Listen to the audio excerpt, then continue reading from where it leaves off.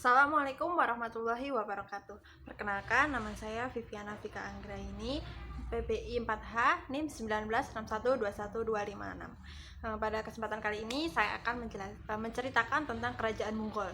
Kerajaan Mughal adalah kerajaan yang berdiri di India. Namun, kerajaan Islam ini bukanlah kerajaan pertama yang berdiri di India. Kerajaan Mughal merupakan kerajaan yang berdiri setelah Kerajaan Delhi atau Kesultanan Delhi berakhir. Jadi pada awalnya kerajaan Mughal ini didirikan oleh Zahiruddin Muhammad Babur pada tahun 1526 Masehi. Nah, kerajaan Mughal ini merupakan kerajaan yang memiliki peranan besar dalam perkembangan Islam yang ada di India. Pada saat itu, mayoritas masyarakat yang ada di India merupakan beragama Hindu. Nah, sedangkan kerajaan Islam ini pada saat itu umat Islamnya itu masih minoritas. Nah, dan kerajaan Mughal ini dapat bertahan selama 3,5 abad. Nah, dalam perkembangannya kerajaan Mughal telah mencapai masa kejayaan pada saat dipimpin oleh Sultan Agung. Bahkan kejayaan itu terus berlanjut hingga ke sultan-sultan yang setelahnya. Namun pada kerajaan Mughal mengalami kemunduran pada saat pemerintahan Aurangzeb. Nah, pada saat pemerintahan Aurangzeb terjadi beberapa hal yang membuat kerajaan ini mengalami kemunduran. Ada dua faktor yang mengakibatkan kerajaan Mughal mengalami kemunduran. Yang pertama adalah faktor internal, yang kedua faktor eksternal. Nah, kita akan membahas tentang faktor internal.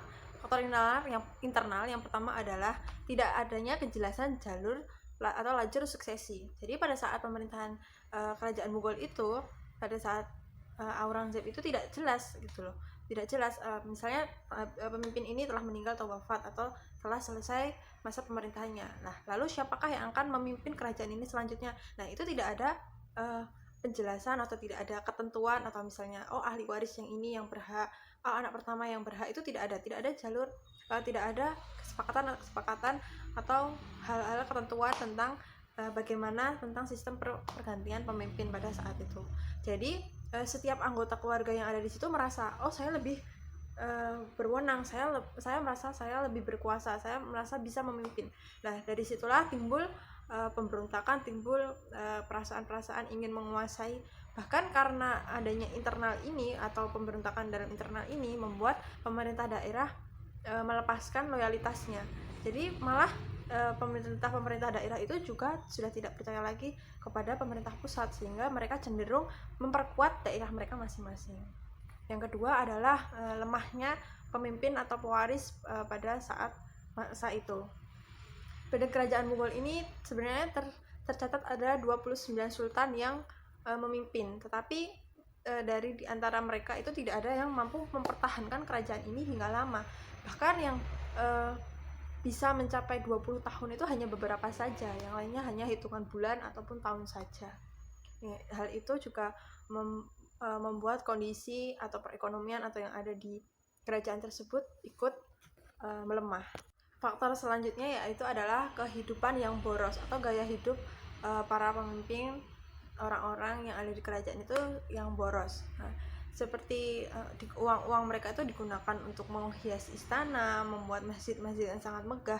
Sebenarnya pembuatan masjid itu adalah hal yang bagus, namun terlalu megah atau terlalu mewah itu juga jika tidak memperhatikan kondisi ekonomi saat itu juga sama saja melemahkan ekonomi kerajaan itu sendiri. Seperti yang dilakukan oleh Syekh Jahan yang dia menghiasi istana-istananya dengan sangat megah, terus membuat Taj Mahal seperti itu. Namun pada saat sekarang ini Taj Mahal itu sendiri bisa dijadikan tempat pariwisata, jadi menambah devisa negara. Lalu yang terakhir adalah puritanisme atau pemaksaan. Jadi para raja atau para sultan itu memaksakan kehendak mereka untuk memeluk agama Hindu itu dipaksa untuk ikut Islam. Nah, hal itulah yang membuat persinggungan antara umat Hindu dengan umat Islam. Jadi umat Hindu ya tidak terima orang mereka itu percayanya Hindu kok dipaksa menjadi Islam. Nah, padahal pada awalnya kan kerajaan itu berdiri kan damai-damai saja, tidak seperti itu caranya. Islam sendiri pun juga mengajarkan untuk kita mengajak orang lain untuk ikut dalam ajaran kita kan juga dengan secara damai. Bahkan Nabi sendiri pun juga mengajarkannya dengan kita untuk saling toleransi, tidak ada unsur paksaan. Nah, hal itu juga yang memicu runtuhnya kerajaan Mughal. Nah, itu tadi adalah faktor-faktor internal. Lalu bagaimana untuk faktor eksternalnya sendiri? Faktor eksternal yang pertama adalah terjadinya penyerangan oleh orang-orang Sikh atau orang-orang Hindu, karena terdapat dendam yang tersumat di dalam hati orang-orang Hindu tersebut. Karena apa? Karena pada saat Sultan Akbar ini menaklukkan kota Kithor, nah Sultan Akbar ini membunuh sebanyak 30.000 jiwa. Jadi hal itu menimbulkan dendam sehingga orang-orang Hindu tersebut melakukan pemberontakan.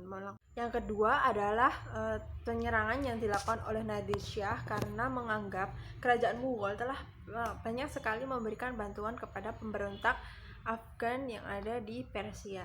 Yang terakhir adalah setelah banyaknya penyerangan-penyerangan yang dilakukan oleh orang-orang terhadap kerajaan Mughal, lalu pasukan dari Inggris itu datang ingin menguasai India juga. Jadi saat itu kerajaan Mughal sedang melemah dan terjadi penyerangan dari pihak Inggris di India, dan hal itu dan kerajaan Mughal berakhir ditandai dengan gagalnya Bahadur Shah dalam melawan Inggris.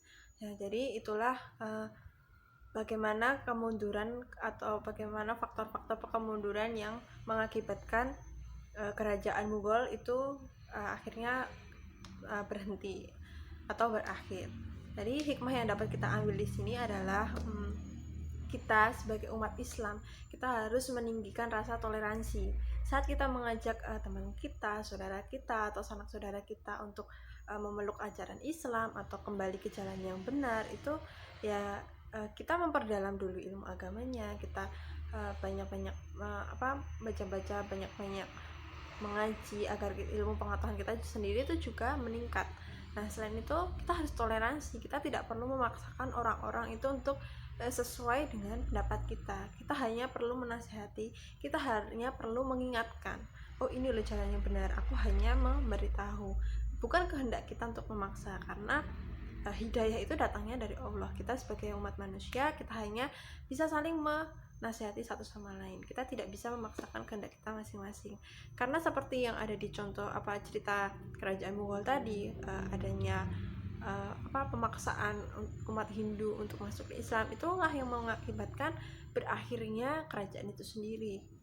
Dan itu juga mengancam nyawa orang-orang Islam yang telah memeluk agama Islam lalu kita harus senantiasa berada di jalan yang benar gitu. Dalam menaklukkan atau dalam melakukan segala sesuatu, kita harusnya berpikir lebih dahulu, berpikir matang. Jangan terlalu meninggikan ego kita. Seperti menjadi seorang raja. Menjadi seorang raja itu kan seharusnya dipilih ya, bukan kita merasa, karena orang lainlah yang bisa merasakan apakah kita itu pantas atau tidak gitu. Kita mungkin bisa usul, oh saya ingin menjadi raja atau saya ingin memimpin, tapi kembalikan pilihan itu kepada rakyatnya gitu. Kembalikan hal itu kepada kepada orang lain gitu. Kita jangan sampai ego kita ingin memiliki itu sehingga menimbulkan diri kita sendiri ingin membunuh, kita ingin memberontak. Kita boleh memperjuangkan apa yang kita inginkan, tetapi kita tidak boleh melanggar hak orang lain. Mungkin sekian dari saya. Billahi taufiq wal hidayah. Wassalamualaikum warahmatullahi wabarakatuh.